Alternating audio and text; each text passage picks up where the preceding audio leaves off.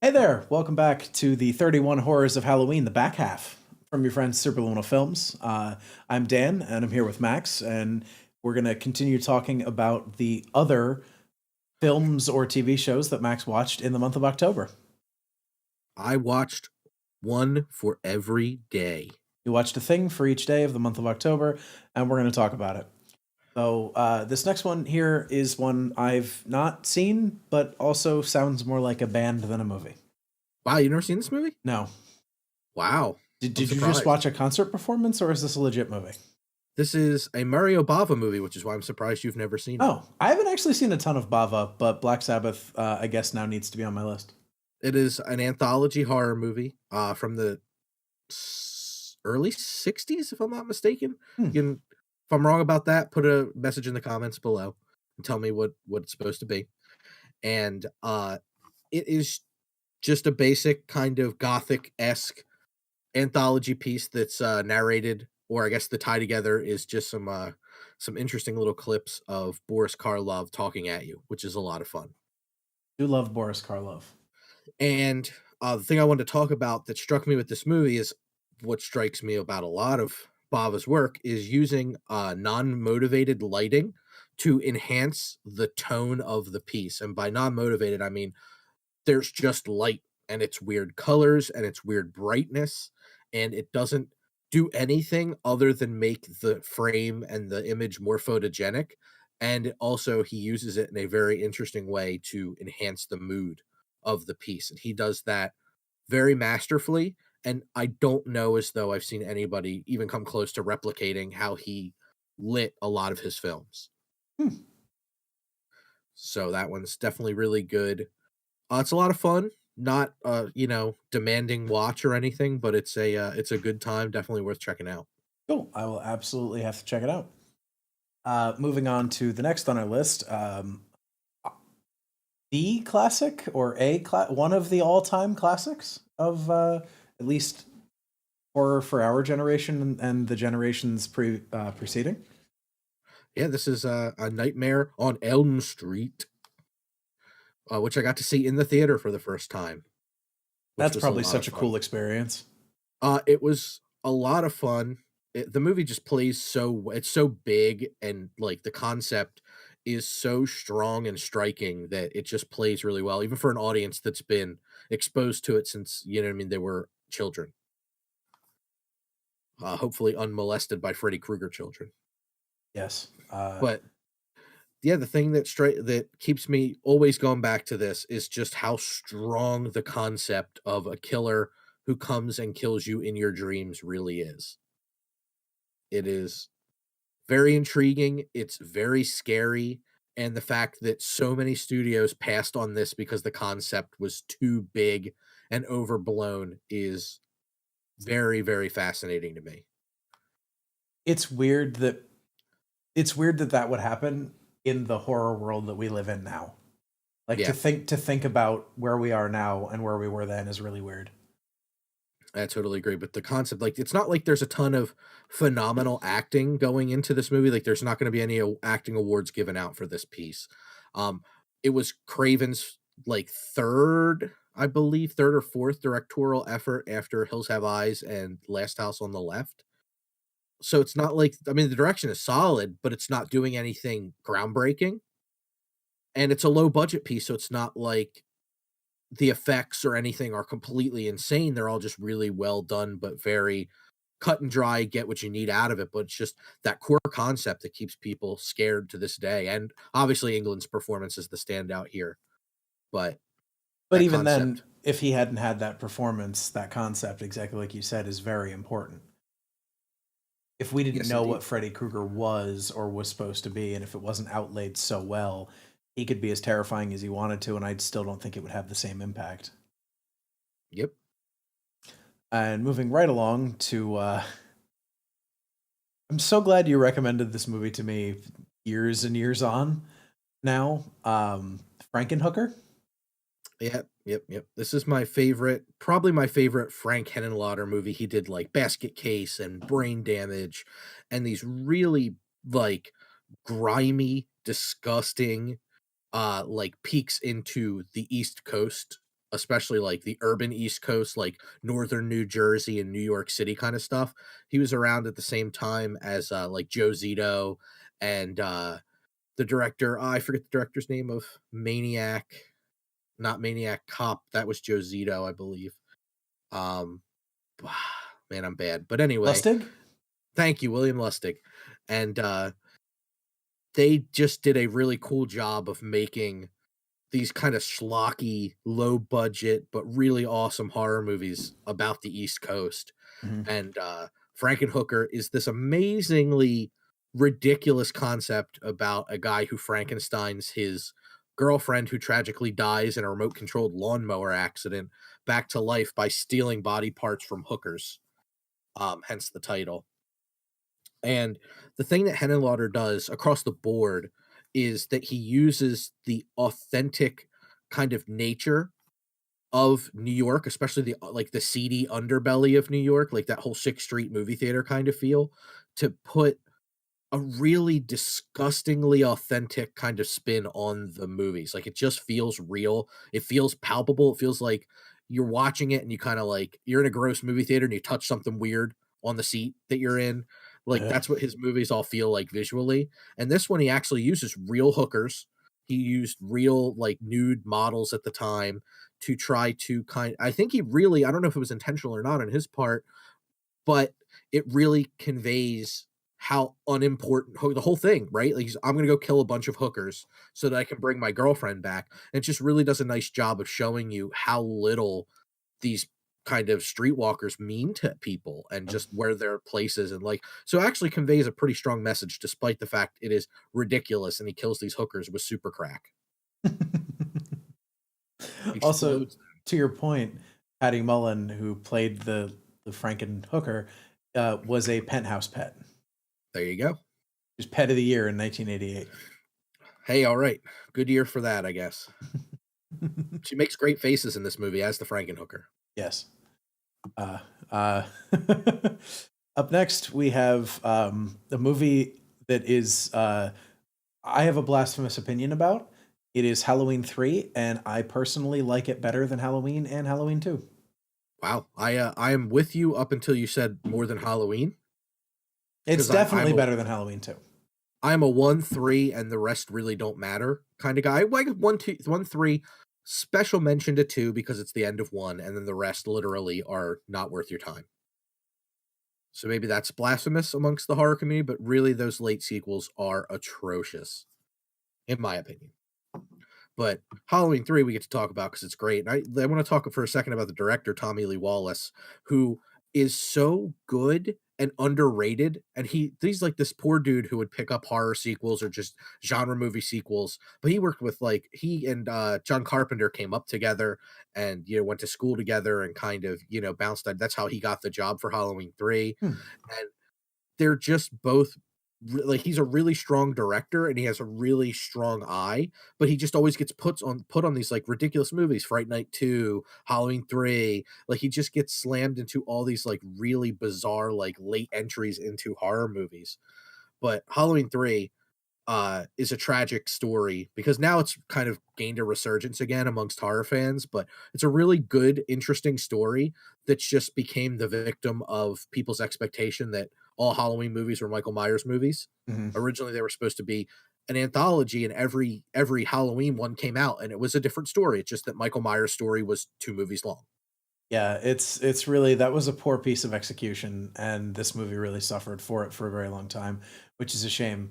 And also, damn you, because the Silver Shamrock jingle is now stuck in my head. During those when it would come on, and then the announcer would be like, "It's almost time." Yeah. That's Tommy Lee Wallace. Oh, that's great. Yeah, he's got a really like he used to be a radio DJ at a point. Like he's got that really kind of classic like DJ style voice. Fantastic. But yeah, shout out to Tommy Lee Wallace. Yeah, seriously.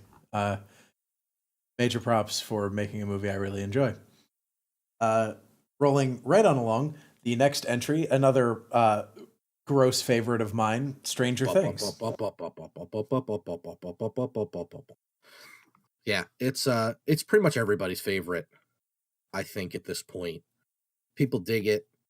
Those And the Duffer thing that Boys. them Duffer Boys. I really think what makes Stranger Things so great is that it introduces contemporary ways of telling a story and kind of subverting expectations, um, in a good way, unlike Halloween 3, which kinda got screwed over by doing that kind of thing. But they get to tell these kind of new they get to do new and interesting characters, but put in a framework of something that everyone knows and enjoys. Mhm. So it's like, yeah, I mean, you could go as far to say as to say that Stranger Things is ET, but there's a lot more going on there, and it's taking a lot of pieces and putting them together and using those to make something original, but just drawn from pieces of things that clearly the Duffers enjoyed from when they were kids, and I think a lot of people enjoy.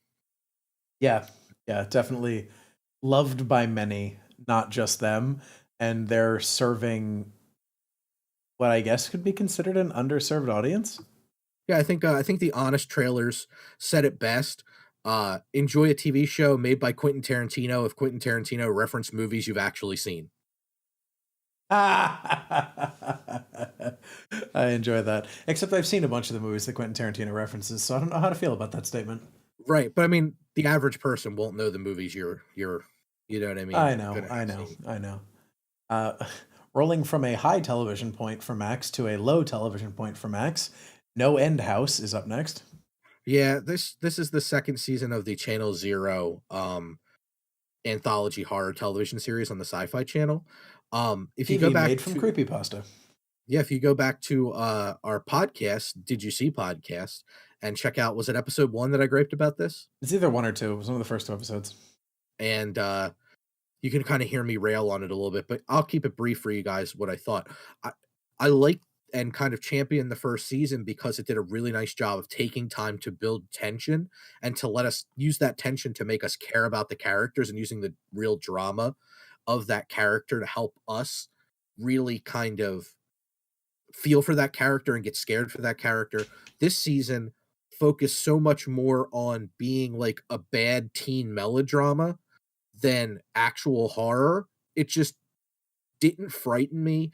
It like the whole thing was kind of a big letdown where it was just this build up to nothing. And it was really a shame. And I know I had some expectations because I liked the original creepypasta story a lot, but this just was so much like the idea is the house would eat your memories and just kind of leave you somewhere. Like it's so they focus so much on the idea of like this Alzheimer's dementia kind of fear, which is totally legit, and I totally respect that because it scares the shit out of me.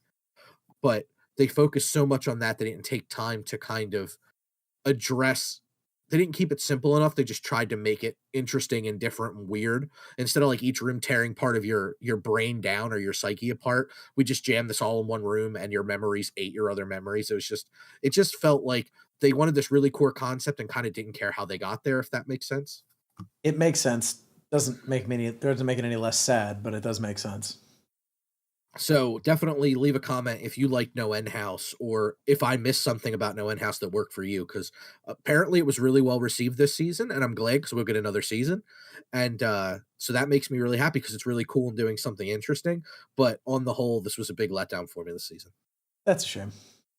I know you had pardon me. I know you'd been looking forward to it. Yeah. Well, rolling on there into I don't know if I like this movie or not. I really don't. I've seen it a couple of times, and Wow. I think I like its component parts, but I'm not sure if I like them all together. And that's Trick or Treat. I really dig this movie. It just I mean, it hits on all the notes of things I like, so maybe I am a little bit biased towards it. But I just think that, Sam's a really cool character. I think the way it told the anthology with the second story of the kids on the bus, the mentally handicapped children Mhm. and the bus driver, and then it being, uh, later on, the bus driver being the old crabby man who lives next to, Dylan Baker. Mhm. Is it made the world tie together so neatly without being, like, too clever. Like I just thought it was great, and that's the thing that strikes me about this is how well the tie together story actually weaves the stories together. It's just big thumbs up for me on that front. Yeah, I mean, like I said, I think I like the component parts, but for some reason the whole just misses for me for some reason. There's a little bit here and there, like, I don't like the werewolf stuff too much, like the Anna Paquin parts of it, Yeah. because I just feel like it's, like, not really serving any overarching purpose other than it's Halloween and there are these scary things out there, but all the other stories really work well for me. All right. With you on that one. Up next, I mean, there's not really much we can talk about with this film that hasn't already been said by people who are far better at film criticism and discussion than we, but we're going to try to talk about Psycho. Well, I can do this, and I can have you help me. Okay. Here's what I wanna talk about. One thing, the police officer in the beginning that pulls her over. Okay. So, that makes me wanna talk about character motivation. Okay. A lot of times, people will put characters into stories just simply to, "I need this person here for plot reasons," or, "I need this person to do a specific thing so that my character can X." But they're not saying what this character does. What is this character is supposed to be a person, right? Like, it's supposed to be a complete whole person in your story. Yes. Um, the thing that Psycho does so well with this is if that cop were telling this story, his story would be, "I found this really suspicious woman sleeping on the side of the road. I followed her into town, and then she, like, quickly, like, unnaturally quickly bought a new car and then sped out of town." He thinks he's catching this big criminal and that he's gonna be a hero. Mhm. Like, that's to me is so masterfully handled, and he's not just, I mean, he's supposed to be there to build tension, right? That's what he's doing. But Hitchcock does it so well in as far as giving him motivation that if you look at that cop character, he's telling a whole different story, but it ties together with Marion's story so well that it's like perfect. It's just he feels like a real character. It's just something that a lot of people don't do because they like to make these real, like, one-dimensional characters that are there for just simply execute, like, doing something for their lead to move along in the story, where this character helps atmosphere and builds the tension, and you're nervous now for her so much because you don't know what's gonna happen. Is she gonna get arrested? Is she gonna get caught with the money? You don't know, and this cop character was the whole reason I wanted to do this little run through. Huh. 'Cause I was just like, "Man, I've never thought about that," and I mean, I could be wrong, and please link another video down in the description, but I've never heard anybody talk about that character and kinda just motivated character motivation and using it to help enhance your story, but not just simply be a flat character to progress the story forward, if I said that, like, enough to be understood, didn't ramble too much. No, I dig that, and I've never considered it from that angle before either. So that's Yeah, really, oh man, that's fascinating. That's really, really fascinating to think about.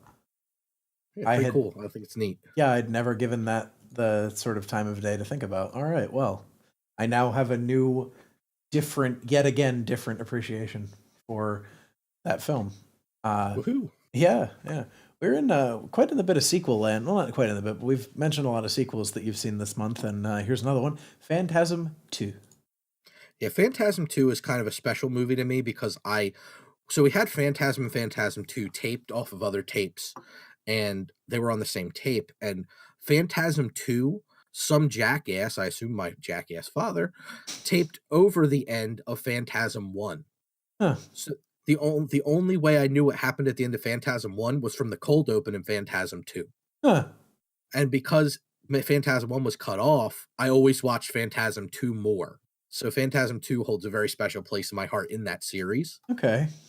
And one thing I think Coscarelli does extremely well in Phantasm 2 is he helps add to his mythology without giving away the conceit of the entire I mean, granted, he's done that for 5 movies. Mhm. What the hell is Phantasm? It goes all back to that first line in the first trailer. What is Phantasm? That's true. Fuck if I know. If you want to hear if you want to hear my theory though, you give me an email or a message in the comments. And the email is maxdevinshire at superliminalfilms.com. I got a whole big paragraph saved in my phone. I will type out for you and send about what I think Phantasm is kind of all about. What is Phantasm? What is Phantasm? Right. That's the question, right? Every science experiment has to begin with a question, or every scientific Yeah, and your question method. is, what is Phantasm? What is like that'd be great. That's like a science fair, and like there's all these kids with their like big like brochure folding cardboard displays, and mine's just what is Phantasm. What the actual fuck is Phantasm? Yeah, exactly. And he just does a nice job of really building and making the mythology more dangerous, making the tall man absolutely from just scary and off-putting to full on terrifying. And this movie, before we move on, the last thing I want to add to this is it has possibly my favorite line in a horror movie in it, which is there's a priest that breaks into the mausoleum, and he is kind of snooping around, and the tall man catches him and just psychokinetically chokes him with his rosary, and he asks or the priest falls down, and the tall man like gives him a look, and he says, when you think when you die you go to heaven, and he just keeps staring at him, and he says, no, you come to us. And it's just like, that's horrifying. He's taking away, like, there's no, at least, if you're religious sort, at least if you die, you're gonna go to a better place. No, he's straight up taking that off the table for you right now.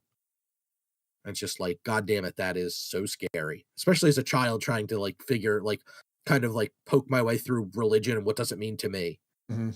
To have this line happen is just like, this is damaging. It is pretty it's a pretty crazy thing. Mm-hmm. Pretty crazy thing to think about. That's ooh, yeah. Even as a non-religious person, that is a little disturbing. And coming up next, we have a story that's been told several times by several different people in several different formats. Manhunter. Yeah, I love Manhunter. Manhunter was directed by Michael Mann, Uh, not Michael Manhunter.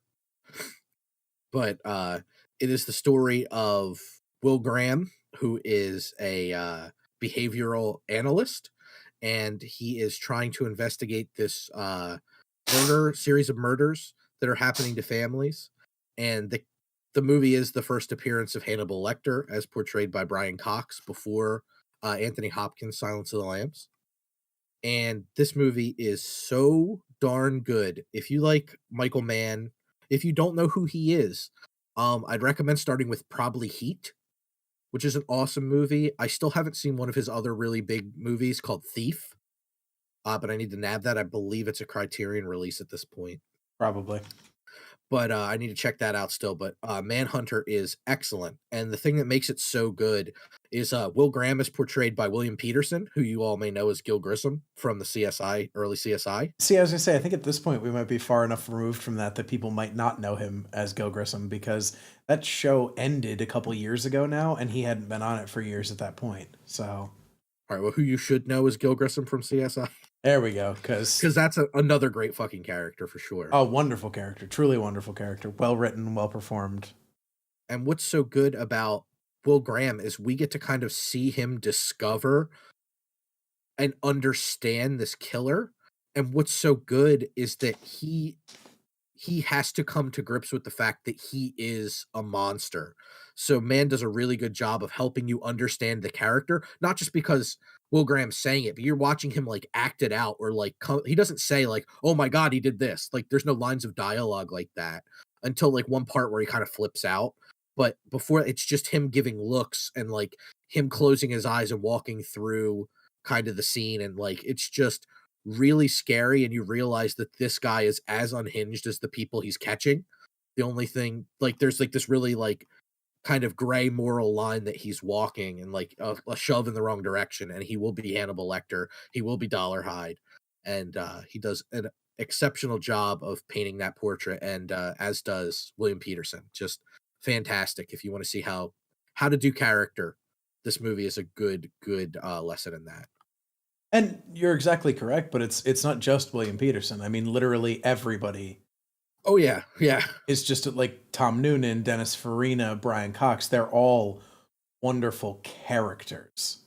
They really are. Tom Noonan as Dollar Hyde is exceptionally terrifying. And when you think about Tom Noonan, Dennis Farina, to a lesser extent Brian Cox, unless you're really into cinema, they are recognizable, very recognizable people. Sure. And their existence doesn't take me out of the film. Yep. Like, it doesn't remove me from it in pretty well anyway. So And second Brian Cox movie this month, Trick or Treat, shout out. we like Brian Cox. He's super underrated actor. He is. He is. There's definitely a lot going on there. And coming up next, we have Cast a Deadly Spell. Yes, we do. Cast a Deadly Spell is a made for HBO movie from the early 90s. It's got some people in it that you might be surprised to hear for a movie you probably have never seen out there. Fred Ward is the lead character, and you probably know him from Tremors. Julianne Moore is in this movie. David Warner is in this movie. There are a bunch of people in this movie. It's actually kind of absurd. Like, You know the I most don't, important thing you're missing, though, right? probably somebody else. Not an actor, the director. Oh yeah. Oh Martin god. Campbell. Yeah, Martin Campbell. Oh my god. For Yeah. those of you who don't know, directed GoldenEye and Casino Royale, Mm-hmm. as well as The Mask of Zorro. Yeah, isn't that crazy? Yeah, like, guy's done a ton of work and also happened to direct Cast a Deadly Spell and several episodes of television. Yeah, I think he's got two of my three top Bond movies. Yeah, well, GoldenEye is astounding, as is Casino Royale. I agree. So, but And yeah, Cast a Deadly Spell is fun. It's about a detective named Harry Lovecraft, played by Fred Ward, who doesn't use magic in Los Angeles, kind of I guess post-prohibition era Los Angeles, like, noirish kind of era. And he doesn't use magic, everybody else does. And he's just like a hard-boiled classic detective, and he's trying to investigate this case for David Warner about it's about a lot of different like a good noir. There's a lot of different things going on and a lot of reasons for character motivations, but it's a very classic noir piece. The makeup effects in this movie are fantastic. Fred Ward's killing it in this movie the whole way through. Everything is a big thumbs up to me. Also, Clancy Brown is who else I missed. oh, Clancy Um, Brown, yeah. and it's just a lot of fun if you get a chance to dig this one up. I believe you can rent it off YouTube. It is super worth your time for sure. It's a lot of fun and a movie you wouldn't expect to have a good time with, and it does a great job of taking these pieces and twisting them all together in this really fun pretzel of a movie. It's awesome. Uh, this next one is bit of a stretch for since I think it was the only one of the series you watched in October. Friday the 13th, Part 7. Yeah, that's because it's the best of the series, and I will fight you straight up. I think you Like, know which one is my favorite. who do I? Let me think. I'm thinking. I'm still thinking. Is it 4? Nope. Ooh, really? Is Uh-huh. it 3? Nope. It's not 1. Nope. 6? Nope. It's not 8. It is. Wow. That's incorrect. It's so bad, and I think that's why I like it so much. Jason Takes Manhattan, aka spends 8 minutes in. That's why it's part 8, because he spends 8 minutes, 8 minutes in in Manhattan. Yeah. Yeah, It's so bad. It is so very, very, very bad, but I love it. it's got Kane Hodder going for it, and that is pretty much it. Yeah. But part 7's great, and it does a good job of creating kind of a character that you believe could square off against Jason. It's not just kind of, I mean, I guess you had the Tommy character from the previous couple where like they reinvented him for 6 and 5. There really was no Jason, and Tommy wasn't sure if he was actually being Jason and just couldn't like understand the mental state he was in, like some kind of schizophrenic state where he was also Jay. Like, meh, whatever. This character's great. It's just Carrie fighting Jason, which is sweet. And you have your first Kane Hodder. You have amazing stunt work, and unfortunately, it was directed by a great makeup effects artist. Not unfortunately, John Carl Beekler. And the unfortunate part is the MPAA ripped this movie to shreds more than Jason does to a camper. Mm. But despite all the cutting and cutting and cutting, it's fantastic. Just such a fun flick. And the makeup effects are great. The stunts are great. It's just, in my opinion, the most watchable of all the Friday the 13th. And it's not like any of these are amazing, groundbreaking pieces of cinema. I mean, the first definitely spawned a lot of imitators, but this one is by far my favorite. And if you don't like it, I'll fight you. Didn't say I didn't like it, just said that 8 is my favorite for reasons I do not understand. It's so bad, but I love it so much. Hey, that's fair. Up next, we have, I mean, again, like Psycho, is there really a lot that you can say about a classic horror story that hasn't already been said, but we'll try it anyway? The Cabinet of Dr. Caligari. Yeah, this one is a little less inspired of my choice of things to talk about, but it's simply how to use contrast in film. And boy, oh boy, this movie, I mean, there's a reason why this movie spawned a bunch of imitators, and it's kind of the go to when film snobs kind of talk about early German Impressionism in film, because good Lord, they shoot the lights out in this movie. It's so good. Expressionism was what you were looking for there, by the way, not Did I impression. say Impressionism? Yeah, Yes. Expressionism. Yeah. Uh, it's so good. The brights are bright, the blacks are black, and man, it is just using them all over the place. When it comes to is it Caesar the Somnambulist? Hmm. Uh man, oh man, it's just his face is nothing but contrasts. Like if you look at a still image of him, like if you just Google it, uh man, oh man, he has a striking face. And later he gets that role gets reprised by Doug Jones in the remake later on, which is super cool. Yes. Also, do So you yeah, know that's what a somnambulist is? I so I knew the word and I couldn't remember what, and I knew, and then I looked it up, and somnambulism is sleepwalking. Mm-hmm. Cesare the somnambulist. Yeah, it sounds much more impressive than what it actually is.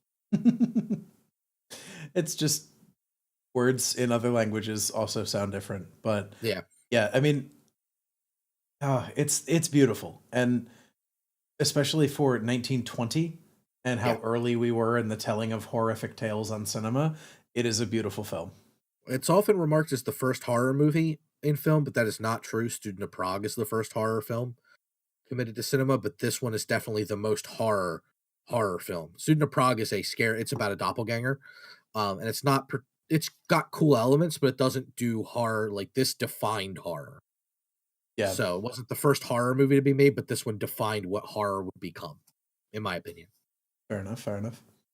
Up next, I think this is the only or maybe one of two where you've watched the first and the second of a thing in this month, and that's Stranger Things 2. The Duffer Brothers return. Yeah, so of course, like everybody, well, not everybody, because I'm assuming Dan still hasn't watched it, I but still have not.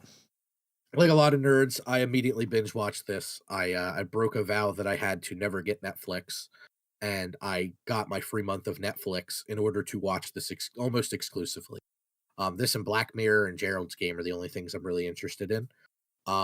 Maybe if I have time, some of the Marvel stuff, but my main interests are those things. But definitely like Stranger Things 2 way up like over my head, and then the next thing like kind of down around like my neck shoulder area. Um, but this is a nice, and I'll keep it spoiler free, not just for Dan's sake, but for everybody's sake, because it is still pretty new. They did a really nice job of taking this, like we just discussed, taking this kind of expected style and these characters that we know, or like character types that we know, and then took them and shifted them and actually took the time to make rounded characters who arc and do interesting things, and in this one in some cases play against type from the original kind of character pieces they were in the first one. Hmm.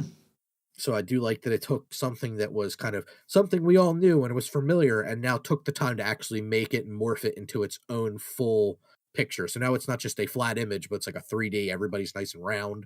All the characters have arced. It was a very pleasant ride to take. Cool.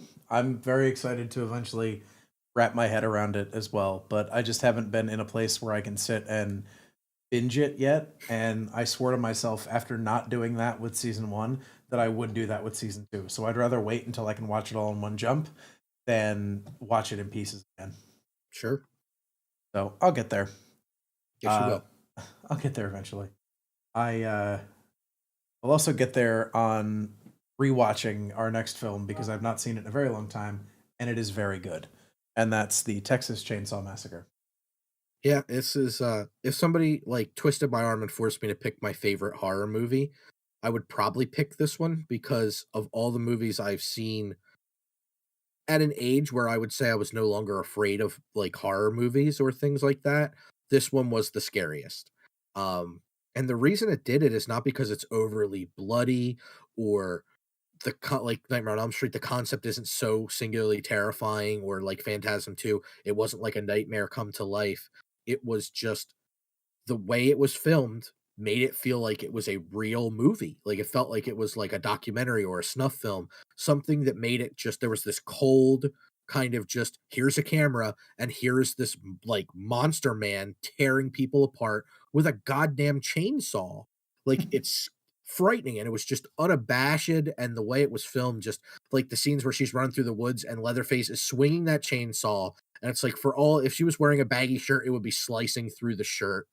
It's, like, so scary, and his Gunnar Hansen's performance as Leatherface is horrifying, and the actors' reactions to what's going on is just makes it all so frightening. Like, it's not like, "Here's a cool idea." There's not let's just there's this it's kinda like it's partially based on Ed Gein. These kids walk into this house and get just murdered.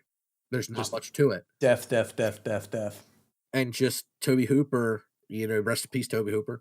Everybody misses you. Rest in Uh, peace, Gunner as well. yeah, seriously. Uh, just so well done, and just the style and the filmmaking made this everything coming together, not just the lighting or the camera work or everything together made this movie really authentic and frightening. Yeah, it's truly terrifying. Truly terrifying. And then there was Halloween. And then there was the last day of October. That's right. And then Max had to watch his favorite movie, question mark? This is my favorite movie. Again, if I mean, I don't think you really need to twist my arm on this one. This is just if somebody's like, "Hey, man, what's your favorite movie?" This is the movie I always say, and this movie is Ghostbusters. Do-do-do-do-do. Pretty much. It's not bup, bup, bup, bup, bup, bup, bup. Though they do a little bit of ghost busting in Stranger Things too, which is a treat. I saw that in the trailer. Um, I mean, there's not much I can say about Ghostbusters without just starting a like absolute waterfall of just kind and amazing things. But if you've never seen Ghostbusters, what? I mean, it's just so well handled. It's so well done. It's down to earth. The characters are all relatable. They're just blue collar dudes trying to kind of make a living, and they end up kind of mucking around in things that they don't quite fully understand, and just end up nearly destroying New York City and then having to pull it back from the brink.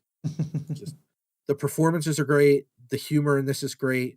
There's probably not a day of my life that goes by that I don't quote this movie at least once, like per day. It's absurd.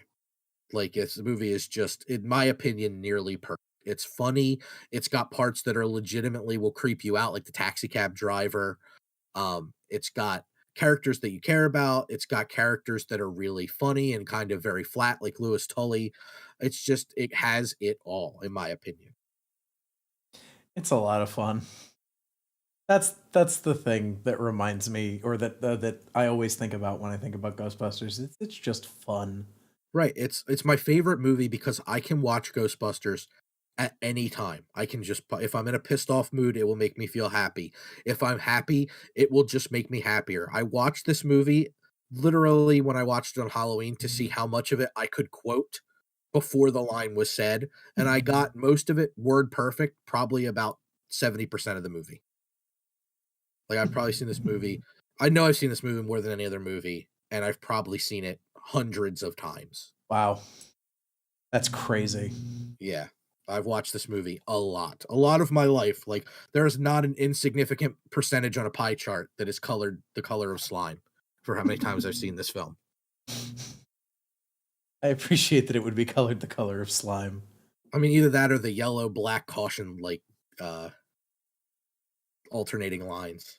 Yeah, But that was my Halloween or my October. I was gonna say that was your entire month of October. That's what I did. Yeah, Just because I love you people and also I love horror movies and television. we love making content for you people.